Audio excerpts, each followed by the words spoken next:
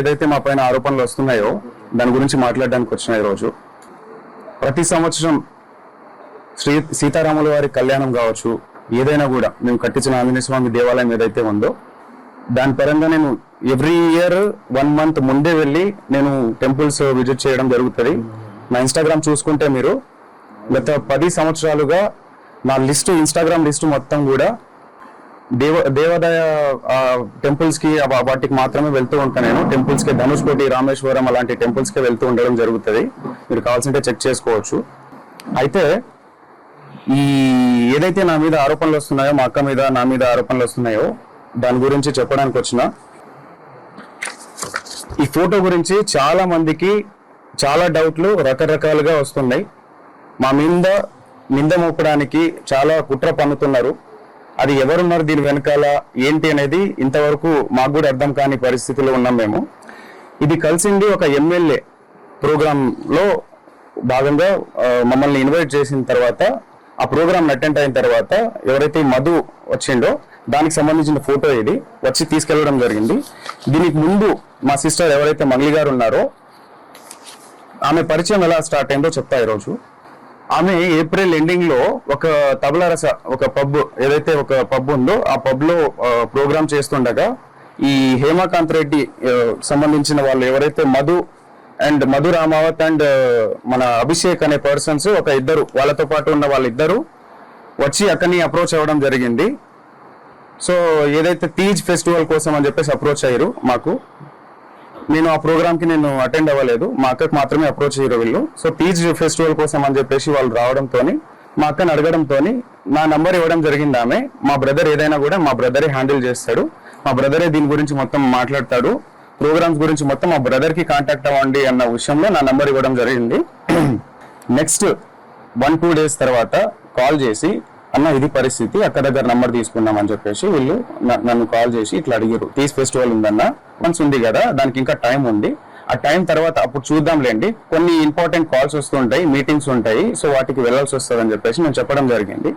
So దాని తర్వాత ఈ ప్రోగ్రామ్ రావడంతో ఆ ఎమ్మెల్యే ప్రోగ్రామ్ అయిపోయిన తర్వాత అన్న ఈ ఎమ్మెల్యే ప్రోగ్రాము మా ఈవెంట్ మా విలేజ్ పక్కనే ఉంటది, సో ఆ విలేజ్ పక్కనే మా విలేజ్ ఉంది కాబట్టి ఏదైతే ఆ ప్రోగ్రామ్ తర్వాత ఈయన వచ్చి మా దగ్గరకు వచ్చి మా విలేజ్ పక్కనే ఉంటదన్న, వచ్చి మా దగ్గర భోంచేసి వెళ్ళండి ప్లీజ్, దయచేసి రావాల్సిందే కోరుతున్నామని చెప్పేసి, అక్క అంటే మాకు చాలా అభిమానము ఇష్టము, మా విలేజ్కి వస్తే బాగుంటుంది అని చెప్పేసి సో పిలిచి మమ్మల్ని ఇన్వైట్ చేసి వెళ్ళడం జరిగింది. ఎందుకు వెళ్ళామంటే ఆ టైంలో చాలా ఓవర్ టైం అయిపోయింది, 12 o'clock అయిపోయింది. ఆ 12 o'clock తర్వాత ఈయన వచ్చి నేను డిన్నర్ అరేంజ్ చేసిన రండి అని చెప్పేసి పిలవడంతో మా కమ్యూనిటీ కదా అని చెప్పేసి ఆ ఉద్దేశంతో ప్రోగ్రామ్స్ ఉన్నాయని చెప్పి మమ్మల్ని పిలవడంతో మేము వెళ్ళడం జరిగింది. వెళ్తే అక్కడ అక్క నీ ఫోటో నేను కన్స్ట్రక్షన్ లో ఉంది ఇల్లు, ఆ ఫోటో నేను తీసుకుంటాక గుర్తుగా ఈ ఇంటి ఓపెనింగ్ కి నేను పిలుస్తా మిమ్మల్ని, ఈ ఇంటి ఓపెనింగ్ కి నేను పిలుస్తా, అప్పటికి నేను ఫ్రేమ్ కట్టించుకుంటా అక్క మా ఇంట్లో, నాకు గుర్తుగా ఉంటది అని చెప్పేసి మేము డిన్నర్ చేసిన తర్వాత కింద దిగిన ఫోటో ఇది. మా టీం ఏదైతే ఉందో ఆ టీమ్ తో సహా ఒక 15 members వరకు వెళ్ళినాం మేము. ఓకే, సో దీని తర్వాత ఇది అక్కడిది ఫోటో.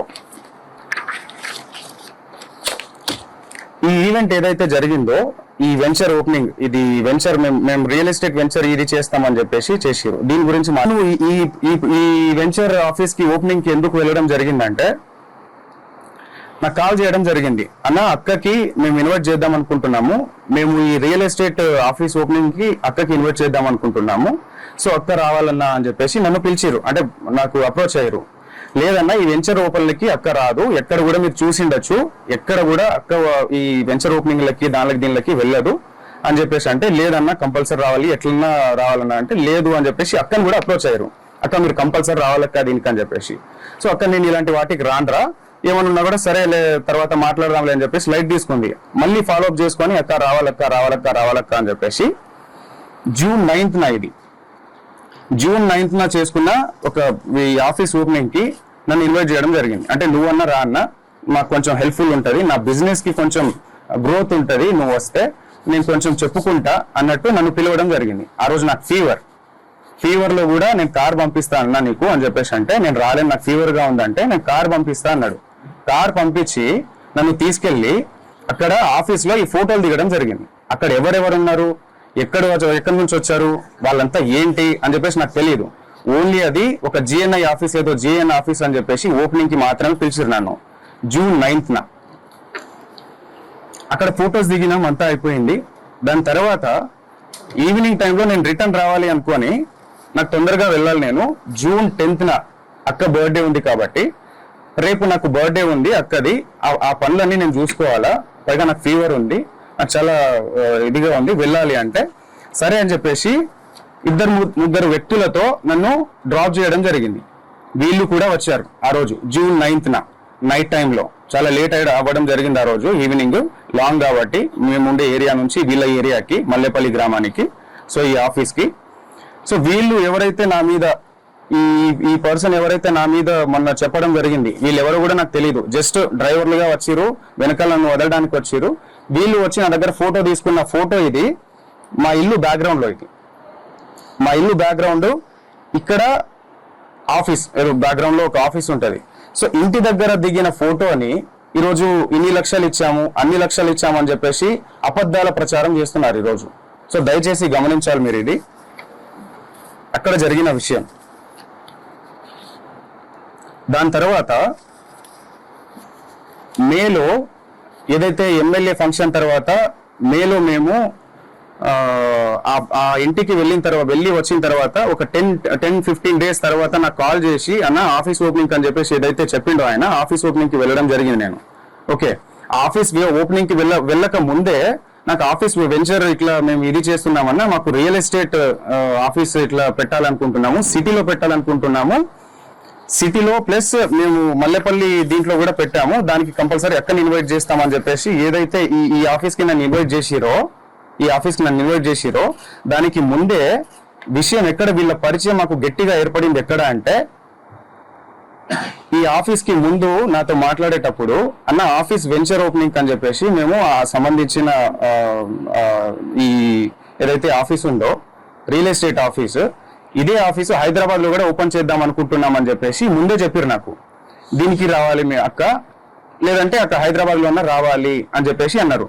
సో అలా అనడంతో నేను మా ఆఫీస్ ఏదైతే ఆఫీస్ పర్పస్ పెట్టుకుంటామన్న దాని మీద వాసవి అని చెప్పేసి మా ఫ్లాట్ ఉంటుంది, ఆ ఫ్లాట్ ని అమ్మడానికి అని చెప్పేసి మేము ఎప్పటి నుంచో సేల్ లో పెట్టినాం, అది 1 year బిఫోర్. సో వీళ్ళు ఏంటి ఆఫీస్ పర్పస్ మాకు కావాలి అని చెప్పేసి వెతుకుతున్నారు కదా అన్న ఉద్దేశంతో మేము ఒకసారి ఫ్లాట్ చూడండి, మీకు నచ్చితే తీసుకోండి అని చెప్పడం జరిగింది. ఓకే, సో దాని తర్వాత చూస్తామన్నా అని చెప్పేసి వచ్చి విజిట్ చేసిన తర్వాత మే 25th 26th మే 25th వీళ్ళు ఎమ్మెల్యే పార్టీ తర్వాత వీళ్ళు వచ్చి నన్ను అప్రోచ్ అయ్యి ఇది అన్న పరిస్థితి అని చెప్పేసి మాట్లాడడం జరిగింది. ఫ్లాట్ చూపించిన తర్వాత చూసుకున్న తర్వాత మాకు నచ్చిందన్న తీసుకుంటామని చెప్పేసి ఆ రోజు మే 25th కావచ్చు 6th కావచ్చు, డేట్ ప్రాపర్ గా తెలియదు నాకు. సో ఆ టైంలో వీళ్ళు వచ్చి మీ ఫ్లాట్ తీసుకుంటామని చెప్పేసి సమ్ అమౌంట్ అడ్వాన్స్ గా మాకు పంపించడం జరిగింది. అక్కడ జరిగిన ఏదైతే అటాచ్మెంట్ మా ఫ్లాట్ సేల్ చేయాలని చెప్పేసి మేము అనుకున్న దాని తర్వాతనే ఈ అటాచ్మెంట్ నాకు మధుకి ఏర్పడింది. అక్కకి ఎలాంటి సంబంధం లేదు, అక్క ఫోటో ఒకటి మాత్రమే ఉంటది, అది కూడా ఇక్కడ బర్త్డే ఫంక్షన్ లో కూడా కలవలేదు, తర్వాత ఏదో. ఓకే, సో ఆ వాసవి ఏదైతే ఉందో ఆ వాసవిలో ఉన్న అగ్రిమెంట్ పరంగా మాత్రమే మాకు పరిచయం, అంతవరకు మాత్రమే. వీళ్ళు జూన్ 9న వాళ్ళ ఆఫీస్ కి వెళ్ళి రిటర్న్ అయిన తర్వాత జూన్ 10th నేను కూడా వస్తా అన్నా అంటే సర్లే అన్నా చూద్దాంలే అని చెప్పేసి చెప్పడం జరిగింది. జూన్ 10th ఏదైతే బర్త్డే పార్టీలో వాళ్ళు కనిపించారో ఆ విజువల్స్ అది కూడా 12 o'clock వచ్చారు వాళ్ళు. 12 o'clock వచ్చిన తర్వాత ఎస్ఓటి ఎవరైతే వచ్చారో దాని తర్వాత వాళ్ళు వెళ్ళిపోయారు, కలవలేదు, ఫోటోలు కూడా తీసుకోలేదు ఆ రోజు అయితే. దాని తర్వాత హేమకాంత్ రెడ్డి గురించి చెప్పాలి నేను. శివ కూడా తెలియదు అక్కడ పోయింది, సస్పెన్స్ లో పోతున్నారని చెప్పేసి అనమాట. తర్వాత డబ్బులు ఎందుకు ఇచ్చారు ఫస్ట్? ఆ కేసులలో ఆ ఎఫ్ఐఆర్ ఫైల్ అయిన దాంట్లో మా పేర్లు ఒక్కటి, నా పేరు కావచ్చు మా అక్క పేరు కావచ్చు, ఎక్కడ కూడా మా పేర్లు లేవు. మేము ఎక్కడ తప్పు చేసినట్టు మీరు ఎక్కడైనా నిరూపించండి, మేము కంపల్సరీగా ఎక్కడైనా రావడానికి సిద్ధంగా ఉన్నాం, బాధితుల పక్షాన మేము నిలబడడానికి సిద్ధంగా ఉన్నాము. కంపల్సరిగా ఇదైతే గట్టిగా చెప్తా. ఆ ఆంజనేయ స్వామి మీద ఒట్టేసి చెప్తున్నా, మా బంజారా కుల దైవమైనటువంటి శివలాల్ సాక్షిగా చెప్తున్నా, తుల్జా భవాని మా అమ్మవారి తుల్జా భవాని అమ్మవారి పైన అమ్మవారి పైన ఒట్టేసి చెప్తున్నా, మాకు ఈ మైక్రో ఫైనాన్స్ స్కామ్ కి ఎటువంటి సంబంధం లేదు, దయచేసి గమనించగలరని చెప్పేసి కోరుకుంటున్నా. అండ్ ఇంకో విషయం ఏంటంటే, బండి శివ అనే వ్యక్తి వేరు, శివ చౌహాన్ అనే వ్యక్తి వేరు. శివ చౌహాన్ నేను. ఈ బండి శివ అనే పేరుని తీసుకొచ్చి శివ చౌహాన్ అని చెప్పేసి మొత్తం ఈ ట్రోల్స్ ఎందుకు జరుగుతున్నాయో మాకు అర్థం కావట్లేదు. ప్రతి వీడియో పోయినా మా అక్క ఫోటో పెట్టి ఇది చేస్తున్నారు. ప్రధాన నిందితున్న నేనని చెప్పేసి వచ్చిన ఆరోపణ ఏదైతే ఉందో ఈ రోజు మంగ్లీ పైన అటాక్ గా మారిపోయింది. దీని వెనకాల ఎవరున్నారు ఏంటి అని చెప్పేసి వాస్తవాలు ముందు అది తెలియాల్సిన విషయం. అది డిపార్ట్మెంట్ ముందు పెడుతుంది, ప్రతి ఒక్కరిని శిక్షించాలి, బాధితులకి న్యాయం జరగాలని చెప్పేసి కోరుకుంటున్నాను. 14 ఏళ్లుగా ఒక్కొక్క మెట్టు ధర్మంగా, ఒక్కొక్క మెట్టు ప్రతి పాట ఒక శక్తిలాగా వచ్చే ఒక పాటని ఆమె ముందుకు తీసుకొస్తూ జనాలను అంత ఇదిగా తీసుకొస్తూ అంత ధర్మంగా ప్రతిదీ అంత ముందుకు తీసుకొస్తున్నప్పుడు అలాంటి ఒక్కొక్క మెట్టు పవిత్రంగా ఎక్కిన మెట్టుని బదనం చేయడానికి వీళ్ళు ప్రయత్నిస్తున్నారంటే ఎందుకు ఆరోగ్యంగా మాట్లాడారండి? నా ఏ తప్పు లేదు, నా తప్పు లేదని చెప్పేసి ఎందుకు చెప్పకుండా ఉంటుంది ఆమె? సైలెంట్ గా ఎందుకు ఉండాలి? మీరు అడిగిన ఏదైతే అవి డబ్బులు ఏవైతే అడిగారో అని చెప్పేసి నాకు ఇట్లా అని చెప్పేసి ఎందుకు మేము ఏదైనా లీగల్ గా వెళ్తున్నాం. ఇంతవరకు రాకుండా ఉండడానికి కారణం కూడా అదే. ఈరోజు మమ్మల్ని బదనం చేయాలన్న ఉద్దేశంతోనే మీరు ఇంత కుట్ర పన్నుతున్నారే, మీ వెనకాల ఎవరున్నారు? అవన్నీ జరగాల్సిన రీతిలో జరుగుతుంది. ఇవన్నీ మొత్తం క్లీన్ చీట్ వచ్చిన తర్వాత డిపార్ట్మెంట్ పరంగా మేము ఎలా లీగల్ గా ఎవరి మీద చర్యలు తీసుకోవాలనేది కూడా తప్పకుండా తీసుకుంటాం. దీంట్లో ఎవరిని వదిలేదైతే లేదు. సో ఇది. అండ్ మీరు ఏదైనా క్వశ్చన్ వేయాలనుకుంటే కూడా వేయొచ్చు, తప్పకుండా నేను సమాధానం ఇచ్చారు. ఇది ముందు సో వీళ్ళు మమ్మల్ని ఏప్రిల్ లో ఒక పబ్ లో అక్కని కలిసి నా నంబర్ తీసుకొని ఇట్లా ప్రోగ్రామ్ ఉంది అన్న, ఇట్లా రావాలి, అక్క రావాలి, ఇట్లా ఉంది, మా దగ్గర డబ్బులు చాలా ఉన్నాయి, సో మేము ఎంతైనా ఇస్తాము, అక్క మాత్రం కంపల్సరీ రావాలన్న ఉద్దేశంతో పిలిచారు. సరే చూద్దామన్న ఉద్దేశంతో చెప్పినాను. తర్వాత వెంటనే ఒక 1 month తర్వాత ఈ మన ఎమ్మెల్యే ప్రోగ్రామ్ జరిగింది. ఆ ఎమ్మెల్యే ప్రోగ్రామ్ లో వీళ్ళు నా పక్కనే ఉంది మా విలేజ్, అక్కడ మిర్యాలగూడ నుంచి పక్కనే మాకు. సో మీరు రావాల్సిందే అన్న, కంపల్సరీగా డిన్నర్ అరేంజ్ చేసిన నేను, అక్కని తీసుకురా అన్న, అది అని చెప్పేసి వాళ్ళు రిక్వెస్ట్ చేసి, దాని తర్వాత కూడా అక్క ప్లీజ్ అక్క ఒక్కసారి రాక, నాకు కొంచెం హెల్ప్ఫుల్ గా ఉంటది అక్క, నువ్వు వస్తే నాకు బిజినెస్ కొంచెం నాకు రన్ అవుతుంది అక్క అన్న ఉద్దేశంతోనే పిలిచారు. సో సర్లే అని చెప్పేసి ఎలాగో ప్రోగ్రామ్ వీళ్ళు ఇస్తారు కదా అన్న ఉద్దేశంతో దారిలోనే వెళ్తాం, అక్క ఆ దారి నుంచి ఇట్లా ఆ దారిలో వెళ్ళే దారిలోనే మా ఇల్లు ఉంటది. సో ఆ ఇల్లు ఏదైతే ఉందో అది కన్స్ట్రక్షన్ లో ఉంది కాబట్టి అది వెళ్ళడం జరిగింది. డిన్నర్ అని చెప్పేసి చెప్పిండు కదా, మా టీమ్ తో వెళ్ళాం. మా టీమ్ తో వెళ్ళి డిన్నర్ చేసాం. అక్కడ అందరు చేసి కింద వచ్చిన తర్వాత అక్కడ గుర్తుగా ఉంటదన్న ఉద్దేశంతో ఒక ఫోటో దిగిరు వాళ్ళు. తర్వాత కలిసిండేది ఇట్లా ఆఫీస్ పర్పస్ అని చెప్పేసి ఓపెనింగ్ చేసుకోవాలని చెప్పేసి ఇక్కడ హైదరాబాద్ లో కూడా ఒక ఆఫీస్ కావాలి మాకు అని చెప్పేసి చెప్పడంతో, సరే ఫ్లాట్ ఉంది మీరు చూడండి ఒకసారి, మీకు నచ్చితే తీసుకోండి అని చెప్పడం జరిగింది. నేను చూసి వాళ్ళు చూసిన తర్వాత నచ్చిందని చెప్పేసి అగ్రిమెంట్ చేసుకున్నాము, అంతా ఓకే, అంతవరకు ట్రాన్స్ఫర్ చేసిరు. అది అప్పటి నుంచి ఏర్పడిన పరిచయం ఇది.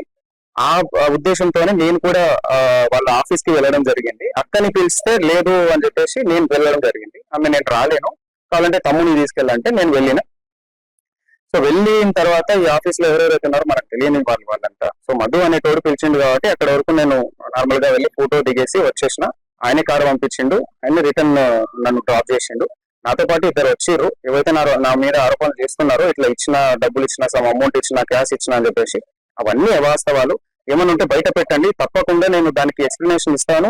డిపార్ట్మెంట్ ఉంది, చట్టాలు ఉన్నాయి, తప్పకుండా దానికి ఒక ప్రాసెస్ అనేది ఉంటది. ఆ ప్రాసెస్ లో అనేది వెళ్దామని చెప్పేసి మేము లీగల్ గా వెళ్ళాలని ఇంతవరకు ముందుకు రాలేదు.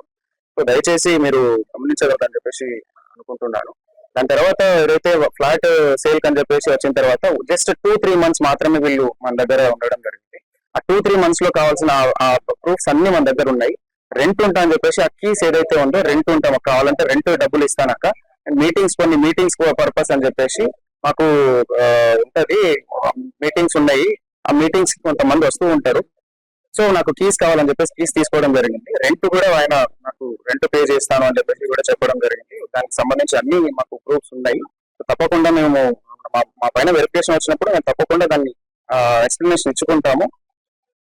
సో ఇంకో విషయం ఏంటంటే వీళ్ళు ఎవరైతే ఉన్నారో హేమాకాంత్ రెడ్డి వాళ్ళు ఎవరైతే నా ప్రమేయం లేకుండా మా ఊరికి వచ్చి నన్ను తీసుకెళ్లి అదంతా ఫ్యాక్టరీ కావచ్చు, ఆ టెంపుల్ కి నేను వెళ్ళే టెంపుల్ దారిలో నేను వెళ్తున్నా కదా, ఎలాగో రా మేము తీసుకెళ్తామని చెప్పేసి ఫ్యాక్టరీ కోసం వచ్చి ఫ్యాక్టరీని చూపించి ఈ నేను టెంపుల్ చూసేసినాము. దాని తర్వాత మైనింగ్ ఏదైతే ఉందో ఆ బేతంచెర్లలో మైనింగ్ కూడా చూపించారు వీళ్ళు. సో దాంట్లో ఫోటో తీసుకున్నారు వాళ్ళు. మా పేర్లు కూడా ఎక్కడ వాడి డబ్బులు తీసుకున్నది కూడా మీరు రమాకాంత్ రెడ్డి చెప్పినట్టుగా ఎక్కడ కూడా తీసుకున్నట్టు లేదు. అంటే వాళ్ళకి ముందే మేము డబ్బులు ఇచ్చేసినామంటారు. సో వాళ్ళ ముందే డబ్బులు ఇచ్చేసినామన్నప్పుడు మా పేర్లు చెప్పి ఎక్కడ వసూలు చేశారు? ఇవన్నీ అవాస్తవాలు. మా మీద అయితే కుట్ర జరుగుతుంది, చాలా పెద్ద మొత్తంలో కుట్ర జరుగుతుంది. మా మొత్తం ఏదైతే ఉందో ఈ కుట్ర వెనకాల ఇది వాస్తవాలన్నీ బయట పెట్టాలని చెప్పేసి పోలీస్ శాఖ కోరుతున్నాను. అలాగే ఇది న్యాయం జరగాలి. మేము కూడా ఇందులో బాధితుల కంటే మేము కూడా ఒక బాధితులమే. వాళ్ళు డబ్బులు నష్టపోయారు, మేము పరువు నష్టపోయినాం. ఇది ఎప్పటి నుంచో ఒక 14 సంవత్సరాల నుంచి ఒక్కొక్క మెట్టు వచ్చి ఎంతో కష్టపడి తీసుకొచ్చిన పేరు ఇది. ఆ పేరుని బదనం చేయాలని చెప్పేసి ఈ రోజు ఆరోగ్యంగా మాట్లాడుకుంటే తప్పు చేయనప్పుడు ధర్మంగా నీతి నిజాయితీగా ఉన్నప్పుడు ఎందుకు ఆరోగ్యంగా మాట్లాడారు? నా తప్పు ఏది లేదండి అని చెప్పినా కూడా ఆయన సుబ్బారావు అడ్వకేట్ అనే వ్యక్తి ఇలాగా ముందుకెళ్లి మీడియాలో ప్రచారం చేయడం ఎంతవరకు కరెక్ట్? ఇది ఎంతవరకు కరెక్ట్? ఆమె బదనం చేస్తున్నప్పుడే కదా ఇదంతా ఆమె చెయ్యకండి, ఇదంతా తప్పు, ఇది కావాలంటే వెరిఫికేషన్ చేసుకోండి, మీరు పోలీస్ శాఖలు ఉన్నాయి, చట్టం ఉంది, మీరు అడ్వకేటే కదా, మీరు వెళ్ళి విచారించుకోండి, విచారించుకున్న తర్వాత మీరు మీడియాలకు వెళ్ళండి అని చెప్పినా కూడా లేదు, అది నువ్వు ఫోటోలు ఉన్నాయి, మీ తమ్ముడు ఉన్నాడు ఇక్కడ అని చెప్పేసి చెప్పడం ఎంతవరకు కరెక్ట్? పోలీస్ శాఖ మొత్తం డిపార్ట్మెంట్ కావచ్చు, ఇంకోరు విచారం చేయకముందే ఇన్ని ఆరోపణలు మా పైన కుట్ర పన్నినట్టు కాదా? ఇదంతా మా వెనకాల కుట్ర చేస్తున్నట్టు కాదా? మీకు అనిపించట్లేదు? ఒకసారి ఆలోచించాల్సిందిగా కోరుతున్నాం. అవన్నీ అవాస్తవాలు. ఏవైనా కూడా ముందు పెట్టమని చెప్పండి. కేవలం ఫోటోలు చూపించి ఒక సెలబ్రిటీ స్థాయిలో ఉన్న వాళ్ళు చాలా మందితో దిగుతారు, 100 మందితో దిగుతారు. ఆ ఫోటోలు తీసుకొచ్చి ఇవి చేయడం ఎంతవరకు కరెక్ట్? ఒక్క ఆధారం కూడా ఈ 100 FIRలు అయిన దాంట్లో ఒక్క పేరు కూడా మా పేరు లేదు, ఒక్క కేసులో కూడా మా పేరు లేదు. ఈ రోజు సుబ్బారావు అడ్వకేట్ అనే వ్యక్తి ఏ కేసు లేకుండా, ఏ ఆధారాలు లేకుండా కేవలం ఆరోగ్యంగా మాట్లాడింది, కేవలం నన్ను ఇబ్బంది పెట్టింది, నన్ను ఇట్లా మాట్లాడింది, ఆమె ఇలా మాట్లాడింది, ఆమె వ్యక్తిత్వం కరెక్ట్ కాదు అని చెప్పడానికి ఆయన ఎవరు? ఆయన ఏదైనా లీగల్ గా వెళ్ళాలి, కానీ ఒక అడ్వకేట్ లీగల్ గా వెళ్ళాలి, చట్టం ద్వారా వెళ్ళాలి. ఏదైనా కోర్టులు ఉన్నాయి, పోలీస్ శాఖలు ఉన్నాయి, వ్యవస్థలు ఉన్నాయి. ఎందుకు ఇవన్నీ ఈ ప్రాసెస్ లో మీడియాలో ఇప్పటికీ స్టిల్ ఈ రోజు కూడా ఆయన వెళ్ళి మీడియాలో ప్రచారం చేయడం జరుగుతుంది. సో ఇవన్నీ మా మీద కుట్ర జరుగుతున్న ప్రాసెస్ అది. సో ఇది జనాలు గుర్తించాల్సిందిగా కోరుతున్నాము. దయచేసి మీడియా మిత్రులు కూడా నేను చెప్పడం ఒకటే, అందరికీ మీరే వాస్తవాలు మీరే బయట పెట్టాలి. సో ఇది కంపల్సరీగా ఇది అయిపోయిన తర్వాత, క్లీన్ షీట్ వచ్చిన తర్వాత, మా తప్పు ఏది లేదు అని చెప్పేసి తెలిసిన తర్వాత దీని మీద తప్పకుండా యాక్షన్ తీసుకుంటాం. ఎవరెవరైతే మా పేరుని నష్టం కలిగించారో తప్పకుండా మేము దానిపైన చర్యలు తీసుకుంటాం. అండి.